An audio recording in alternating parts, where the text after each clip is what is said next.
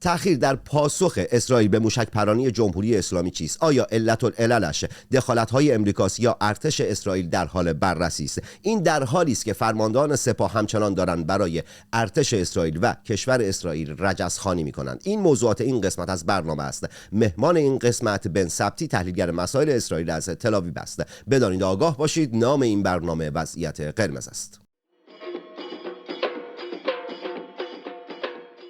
روزی نه چندان دور خواهم گفت اینجا آبادان است.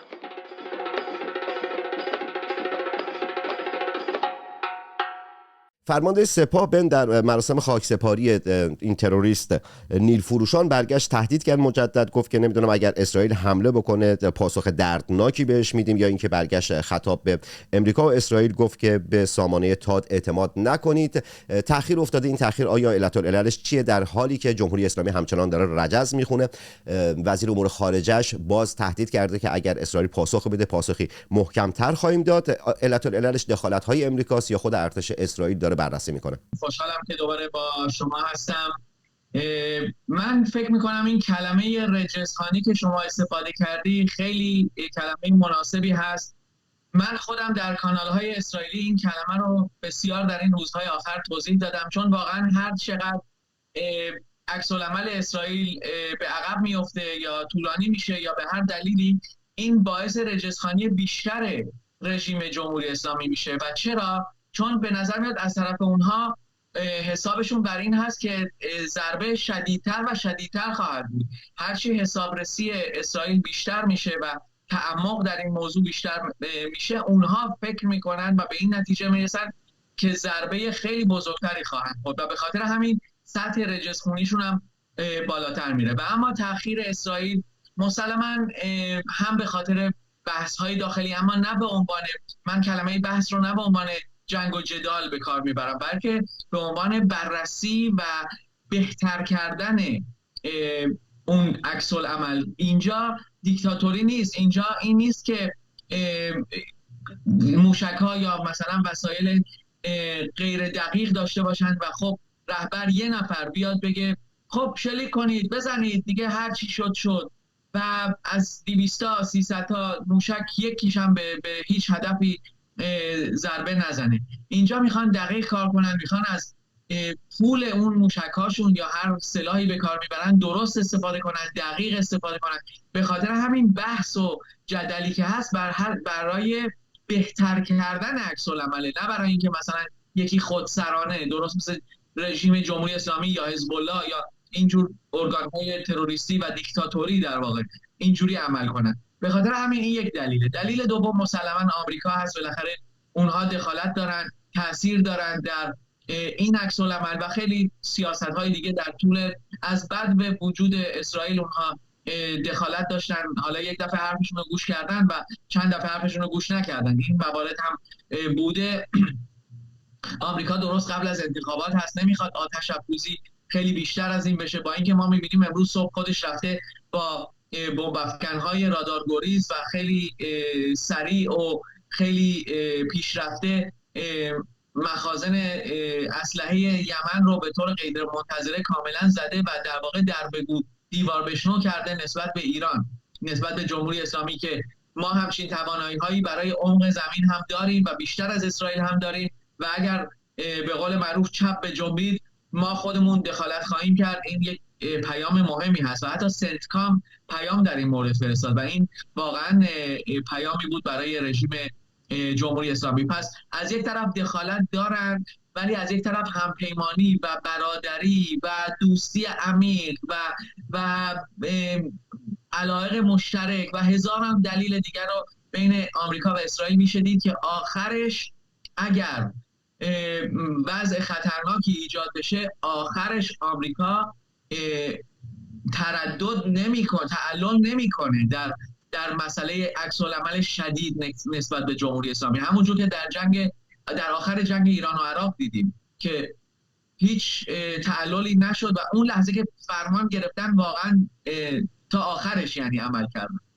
و دیگه هست که خب مسائل منطقه‌ای بالاخره اسرائیل باید یکم دیگه به حرف دیگر کشورها هم باید گوش بکنه.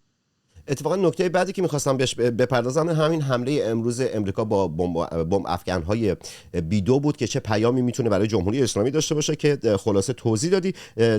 در ساعت‌های گذشته ارتش اسرائیل اعلام کرد که یکی دیگه از فرماندهان حزب الله رو خنثی کرده و برخی از رسانه‌های امریکایی دارن میگن که اسرائیل برخی از اهداف رو تایید کرده، یعنی که نتانیاهو برخی از اهداف رو تایید کرده، امضا کرده که این اهداف باشن.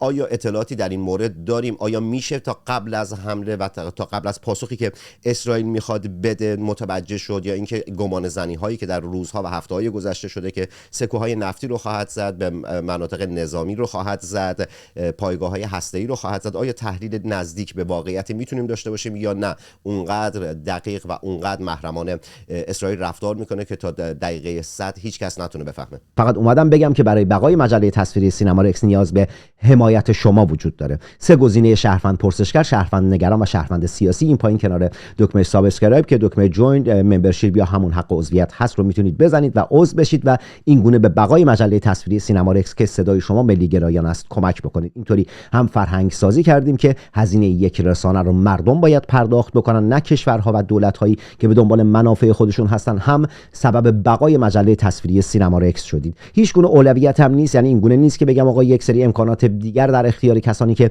این گزینه‌ها رو میزنن انجام میدم. نه، فقط بحث حمایتی است که مجله تصویری سینما رکس بتونه بقا پیدا بکنه. یه نکته هم داشت فراموشم میشد، نگو که بعدن این کارو انجام میدم، زمان زیادی ازت نمیگیره، همین الان این کارو انجام بده که بتونیم یک تعاملی داشته باشیم. من تلاش میکنم که برنامه‌های با کیفیت بسازم، به چشم، فکر و گوش شما احترام بذارم. شما هم تلاش بکنید که مجله تصویری سینما رکس که تنها سرمایه‌گذار شما هستید تداوم داشته باشه. من شغلی به غیر از روزنامه نگاری ندارم. فردا بعد از طلوع آفتاب این گربه دوباره شیر خواهد شد.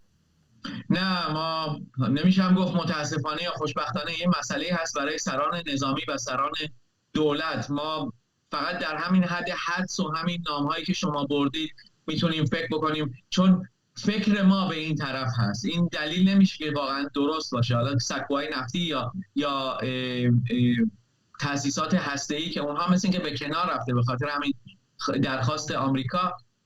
و ببینید من یه مسئله بگم، اسرائیل همیشه یک سورپرایزی در آستین داشته. من فکر میکنم این مورد هم همین مورد هست، یک سورپرایزی به احتمال زیاد، من نمیتونم بگم واقعا، و دیگه بعد از این مسائلی که برای حزب الله اتفاق افتاد دیگه واقعا قوه تخیلی بیشتری لازم هست برای شاید پیدا کردن هدف بعدی در خود خاک ایران. من واقعا متاسفم شخصا که خاک ایران باید مورد هدف قرار بگیره، ولی خب گاهی وقتا برای دور کردن یک عامل سرطانی یک جراحی لازمه شاید.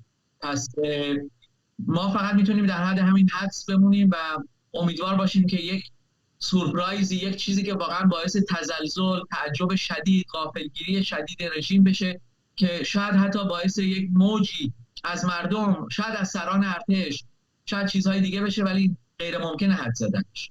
بند در روزهای گذشته که مسئولین سیاسی و نظامی جمهوری اسلامی خب در مورد بحث هسته‌ای شدن و رسیدن به بمب هسته‌ای صحبت کردن. سباقا نماینده مجلس گفته که باید خامنه‌ای فتوا بده که دکترین هسته‌ای عوض بشه. کمال خرازی گفته که حتما باید دکترین اتمی ما تغییر کنه. معاون سیاسی فرمانده کل قوا اون سرلشکر اومده دوباره حرف مشابهی زده. نمایندگان دیگر مجلس مثل احمد نادری و محمد رئیسی اونها هم خواستار این شدن که دکترین هسته‌ای تغییر بکنه. آیا تصور میکنی که با توجه به اتفاقاتی که در منطقه خواهد افتاد جمهوری اسلامی به سمت ساخت سلاح هسته‌ای خواهد رفت؟ خامنه‌ای فتوای جدید خواهد داد؟ چون خیلی از روحانیون هم دارن میگن که آقا فتوا رو میشه تغییر داد و فلان و بیسار. اینو به هر حال در تاریخ اسلام و شیعه هم داریم که نمیدونم خیلی اتفاقات افتاد. قند و داخل اون دوره حرام اعلام کردن، بعد اومد گفت که آقا قند بزن داخل چایی و حلال میشه و از این کلاهای شرعی سر خودشون و ملت زیاد گذاشتن. تصور میکنی که با توجه به ضعف نظامی که جمهوری اسلامی داره، جمهوری اسلامی موشک داره اما موشک‌های دقیقی نداره، جمهوری اسلامی قدرت اون مقابله با موشک‌هایی که به سمتش خواهد رفت رو نداره، سیستم از لحاظ یعنی در آسمان قدرتی که اسرائیل و امریکا رو دارن جمهوری اسلامی 1/10 رو هم نداره. تصور می‌کنی آیا به سمت سلاح هسته‌ای خواهد رفت و اگر که تصورت اینه فکر می‌کنی رفتن به سمت سلاح هسته‌ای یعنی به قدرت رسیدن یا خیر؟ بله، من شخصا به خاطر شناخت 30 و چند ساله با خامنه ای، البته خب همش از روی کتاب ها و نوشته ها و روزنامه ها، من فکر نمی کنم که این اجازه بده آخرش یه همچین اتفاقی بیفته. بله خیلی وقتها شده که خامنه ای خیلی ها رو به میکروفون ها فرستاده و به روزنامه ها فرستاده برای که درباره یه موضوعی حرف بزنن. اون فرمول امتحان و تجربه رو این انجام میده و یه عده‌ای رو میفرستن به پای میکروفون درباره یه موضوعی بحث بکنن، اون موضوع رو به وجود بیارن یا بزرگ بکنن، بعد بیان مثلا بگن خب مجلس خواسته 39 نفر مثلا امضا کردن، اون یکی ها درخواست کردن. در تاریخ شیعه ایران و حتی جمهوری اسلامی این چیزا زیاد بوده که همه میرفتن مثلا حتی 100 سال پیش 150 سال پیش در دوره قاجار میرفتن مثلا در پای قصر مثلا خواهش میکردن از فلان شاه قاجار، یه جوری مشروعیت مردمی میخوان به وجود بیارن برای این سلاح هسته‌ای. ولی من فکر نمی کنم که اینها به این راه برن، چون خامنه‌ای از این طرف از نظر شخصیتی هیچ وقت تا اون آخرین قدم رو نمیره. به خاطر همینم من فکر میکنم همراهیشون رو با 7 اکتبر با حماس تکذیب کردن. درست تمرین دادن، پول دادن، همه چی دادن، ولی آخرش همراه واقعی نبودن، رفیق نیمه راه بودن شاید میشه گفت. و دیشب شاید اینم برای من یک اثباتی هست، دیشب نور نیوز که سایت شورای امنیت ملی هست یک توییت در آورد، هم به عبری هم به فارسی به انگلیسی، که درسته که مردم خیلی بحث ها میکنن و خیلی تشویق میکنن برای این مسئله سلاح هسته‌ای، ولی حکم رهبر که بالاترین حکم هست هنوز همون فتوا هست، برجا هست و از این حرفا. یعنی یه جوری آب پاک ریخت، خودش آدم ها رو میفرسته به میکروفون، خودش هم میگه برگردید. این روش خامنه‌ای بوده در خیلی وقتها و من فکر میکنم که همونطور که اون سفارت ها رو تصاحب کردن، بعدن اومد گفت نه این کار خیلی بدی بوده، مثلا همیشه یک عده رو قربونی میکنه بعد خودش میگه برگردید عقب مثلا، چون میخواد ببینه تا چه حد میشه پیشرفت کرد. من شخصا فکر نمیکنم به این مسئله برن، شاید حالا چند سال باز طول بکشه، چون الان واقعا جمهوری اسلامی غرق در این موضوع شده. من امروز صبح میبینم روزنامه‌های اقتصادی چه داده هایی رو می‌نویسن وضع اقتصاد ایران چه جور خرابه. اینها چیزهایی که خامنه‌ای ازشون درس گرفته، یکی آخر عاقبت شورویه که خیلی براش مهمه، یکی داستان‌های قاجار و فتحعلی‌شاه که به خاطر یک جهاد، به خاطر یک حکم احساسی جهاد رفتن در دوره قاجار تمام اون زمین‌ها رو از دست دادن و همینطور آخر عاقبت شوروی. من فکر کنم این دوتا موضوع خیلی بر خامنه‌ای تاثیر داره. من در هفته ها و ماه های گذشته خب خامنه‌ای عملا مثل این بلاگرهای غذا داخل اینستاگرام شده که مدام میره سر اجساد، یعنی جسد فرماندهان سپاه نماز میت میخونه و چند روز پیش هم یکی از مسئولین دفترش گفته بود نماز میتی که خامنه‌ای میخونه کیفیت خیلی خوبی داره. عملا همون بلاگر غذا و اینجور چیزها شده که در اینستاگرام دارن فعالیت میکنن و در فضای سوشال مدیا دارن فعالیت میکنن. قرار بود که روی جسد، یعنی روی لاشه نیل فروشان، خامنه‌ای نماز میت بخونه، اما دیدیم بعد از چند ماه یه دفعه سرکله علم الهدی پیدا شد. بعد از مرگ ابراهیم رئیسی عملا دیگه علم الهدی دیگه خبری ازش نبود، حتی در رسانه‌ها هم بهش تریبون نمیدادن، خبری ازش نبود، مانوری نمیداد. یه دفعه علم الهدی اومد نماز میت این تروریست رو خوند. چه پیامی میتونه این قضیه داشته باشه؟ خب من خودم شخصا از اون نمیدونم کدوم ژنرال سپاه بود یا یک شخص دیگه بود، من چند ماه پیش، شاید حدود 1 سال پیش حتی یک توییتی زدم خیلی هم گرفت در مورد اینکه جدول زمانی رهبر چجوریه، یک شنبه نماز میت، دوشنبه نماز میت، هر روز نماز میت. این بود چیزی که من زدم، خیلی هم استقبال شد و خدا را شکر هنوز ادامه داره. امیدوارم که باز ادامه داشته باشه این ریشه کن کردن این افراد پست و شرور. من فکر کنم از تأسیسات و از سکوهای نفتی خیلی بالاتره. این تأسیسات، این موشک‌ها خودشون رو به کار نمیندازن، این افراد شرور هستن که اینها رو به کار میندازن. همیشه مردم می‌نویسن بزنید این سران سپاه رو، بزنید رهبر رو. نه، اون ساختمون که خطایی نکرده. نه اینکه من موافق مسئله هسته ایران باشم یا مسئله مسلمه که نه، ولی آخرش آهن‌ها تنها به کار نمیافتن. این افراد شرور هستن که مسئله هستن. و در مورد رهبر و علم الهدی من فکر کنم به خاطر مسائل امنیتی این خیلی در ترس هست. اون نماز جمعه رو با خیلی ترس و لرز اومد خوند و همینطور با اون سران سپاه که 5-6 نفرشون هم نیومدن و قائنی تا حالا پنهان بود. من فکر کنم این یک موردی هست که چون هنوز اسرائیل عمل نکرده این ممکنه ربطی داره، به خاطر همین میخوان رهبر در امنیت باشه و در یک پناهگاهی شاید باشه، همونطور که در همون روزهای اول پخش شد که به پناهگاه برده شده بوده. و حالا به علم الهدی میدونید به قول اسرائیلی‌ها میگن شاید در چیز هم باشه، من یادم نیست، یه استخونی انداختن جلوش که حالا بیاد دوباره مثلا از نو مردم ببینن و اونم یک خودش رو به عبای رهبری یک کمانگار بماله و دوباره عزیز بشه و این کارها رو خامنه‌ای باز زیاد کرده. من یادم کرباسچی مثلا بعد از اون دادگاهش طرد شد، اصلا هیچ کس نمیدیدش. بعد یهو چند سال پیش این در این مراسم درختکاری که هر سال این خامنه‌ای انجام میده در آخر اسفند، یهو کرباسچی سر کلش پیدا شد. همه گفتن وای حتما چه تغییراتی میخواد بشه، اصلاح طلبها رو میخواد برگردونه. هیچ هم برنگردون، یه جستی میگیره، همیشه یه استخونی کوچیکی میندازه جلوی این و اون که دوباره اینا همکاری کنن، پشتیبانی کنن. ولی من فکر کنم این خانواده رئیسی علم الهدی کاملا پاک شدن بعد از رفتن اون، نمیدونم به چه علتی، ولی یک جوری اینها رو طرد کرد و یه جستی حالا گرفته بهش امتیازی داده، نه بیشتر از این. بن از قائنی صحبت کردید. در هفته‌های گذشته خب خیلی خبرساز بود، گفتن مرده، بعد گفتن بازداشت شده، بعد گفتن نمیدونم داخل سوریه است، بعد گفتن زخمی شده، تا آخر سر که در روزی در ساعتی که لاشه نیرفروشان وارد ایران شد داخل فرودگاه در اون مراسم رونمایی کردن ازش و اینها. یه کوتاه اگر که تحلیلی داری یا اینکه در رسانه‌های اسرائیل چی میگن اون بحث بازداشت و بازجوییش چقدر فکر می‌کنی نزدیک به واقعیت باشه؟ و نکته بعد اینه که جمهوری اسلامی در روزها و هفته‌های گذشته در رسانه‌های خودش داره تبلیغ خبری میکنه که در اسرائیل دیگه امنیت نیست، زندگی مردم نمیدونم اصلا دیگه زندگی عادی نیست. در اسرائیل مردم چگونه زندگی میکنن؟ آیا آنگونه که جمهوری اسلامی مدعی است زندگی در اسرائیل مختل شده یا خیر؟ بله، از نظر قائنی من کوتاه بگم این چیزی که هم در رسانه‌های اسرائیلی میگن و هم خودم هم عقیده دارم به این موضوع.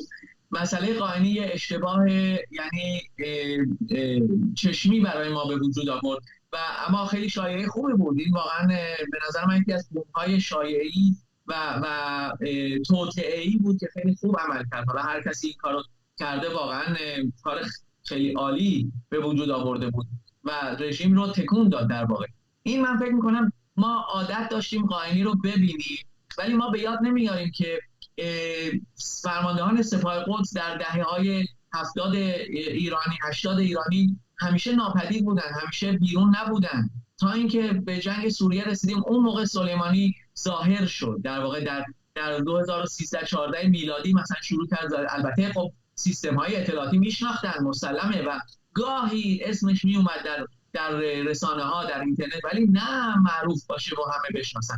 و بعد از اون مثلا بعد از اینکه حمله شد و اون کشته شد، قائنی خیلی علنا منصوب شد و همیشه در تریبون ها بود، همیشه حرف میزد، همیشه این بر رفت اون بر رفت و ما عادت کردیم به همچین چیزی. به خاطر همین ناپدید شدنش برای ما مثلا عجیب بود. ولی به نظر من این بازی مسئله امنیتی بود، درست مثل همین که الان خامنه‌ای رو بردن پناهگاه، اونم حتما بردن پناهگاه.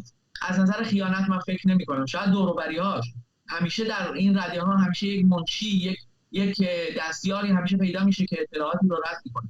در مورد مسئله زندگی در اسرائیل، بله در شمال در جنوب زندگی مختل هست نسبتاً، در جنوب خیلی کمتر. الان بیشتر مردم به سیر و سیاحت و گردش در جنوب میرن. خیلی جاهای دیدنی هست در بیابون‌ها، هتل‌های بیابونی هست اینجا، مردم بیشتر به اونجا رفتن. شمال خیلی سخت‌تر شده، ولی در مرکز اسرائیل دریا پر، ساحل‌ها پر، قهوه‌خانه‌ها پر، رستوران‌ها باید از چند روز قبل جا بگیری. این خواب و خیالای روزنامه کیهان و دفتر رهبری و این مسئله سران سپاه که این چیزها رو رجزخوانی باز میکنن، این واقعا یه خیال واهیه. مردم عکسایی میندازن، میگن حالا به عبری مینویسن ولی خب به انگلیسی شاید بهتر اونا بفهمن، میگن ببینید رژیم ایران، ببینید ما چقدر میترسیم که دارن مثلا کنار ساحل بازی میکنن یا در رستوران‌ها بهترین غذاها رو میخورن. من امیدوارم واقعا مردم ایران به همچین مسئله‌ای برسن که همه رستوران‌ها در تهران در ایران پر باشن، شر این رژیم بره از سر مردم و مردم اونجا هم مثل مردم اینجا خیالشون راحت‌تر باشه. بن به عنوان سال آخر تصور میکنی که حزب الله بعد از نصرالله باز همون حزب الله خواهد بود؟ کسانی به هر حال تا امروز هر کسی که خواستن جانشینش بذارن سریع اسرائیل خنثاش کرده. بحث جانشینش فکر میکنی که به چه سمتی خواهد رفت و اصلا حزب الله باز همون قدرت و همون جایگاه رو در منطقه خواهد داشت یا خیر؟ بله ببینید این مسئله اینه که آیا اسرائیل اون اشتباه رو دوباره بکنه، وقت بده به ترمیم و تعمیر حزب الله از بالا. از این زیاد مهم نیست، حالا موشک پرانی میکنن ولی این یه روز تموم میشه. مسئله اینه که نباید از بالا گذاشت اینا دوباره تعمیر و ترمیم بکنن. این شخص سوم که آوردن نعیم قاسم هنوز در ترس هست، این رو هم باید به نظر من از بین برد و همینطور رژیم جمهوری اسلامی مثل که در ترس هست چه عاقبتی میشه. برای همین بر طبق اخبار معاون سپاه قدس فلاح‌زاده رو فرستادن به لبنان که همکاری کنه با اینها، آموزش بده چیکار کنن چیکار نکنن و از نظر استراتژیک به اینها کمک بکنه. به نظر من ادامه ضربه ها مهمتر هست از اینکه ما بگیم خب ضربه بزرگی خوردن تموم شد رفت. نه، مسئله با این ارگان‌های تروریستی و رژیم ایران اینه که فردای ضربه پا میشن و میگن هیچی نشد، ما به زندگی خودمون ادامه میدیم. اگر مثل نصرالله که جانشین عباس موسوی شد بذاریم اینا چند سال دوباره ادامه حیات داشته باشن، پس در واقع هیچ کاری نکردیم. بن ثبتی تحلیلگر مسائل اسرائیل از تل‌آویو مهمان برنامه بود. لایک کنید، کامنت بذارید، در سوشال مدیا خودتون به اشتراک بگذارید. اونایی که بیرون از ایران هستن پایین سوپر چت و تانکس رو میتونن بزنن و از مجله تصویری سینما رکس میتونن حمایت مالی بکنن. جنگ از ایران دور باد. ملت شریف ایران درد و بلاتون به جونم بخوره. ملت شریف ایران بی قضا بلا باشید. ملت شریف ایران مرواتون به همه روزه. جنگ زده تک تک شما. محمد تنگستانی هستم، شاعر و روزنامه نویسی که به زودی زود در شهر خودش آبادان و کشور خودش ایران برای شما برنامه خواهد ساخت و در ابتدای هر برنامه خواهد گفت اینجا آبادان است. فقط اومدم بگم که برای بقای مجله تصویری سینما رکس نیاز به حمایت شما وجود داره. 3 گزینه شهروند پرسشگر، شهروند نگران و شهروند سیاسی این پایین کنار دکمه سابسکرایب که دکمه جوین ممبرشیپ یا همون حق عضویت هست رو میتونید بزنید و عضو بشید و این گونه به بقای مجله تصویری سینما رکس که صدای شما ملی گرایان است کمک بکنید. اینطوری هم فرهنگ سازی کردیم که هزینه یک رسانه رو مردم باید پرداخت بکنن نه کشورها و دولت‌هایی که به دنبال منافع خودشون هستن. هم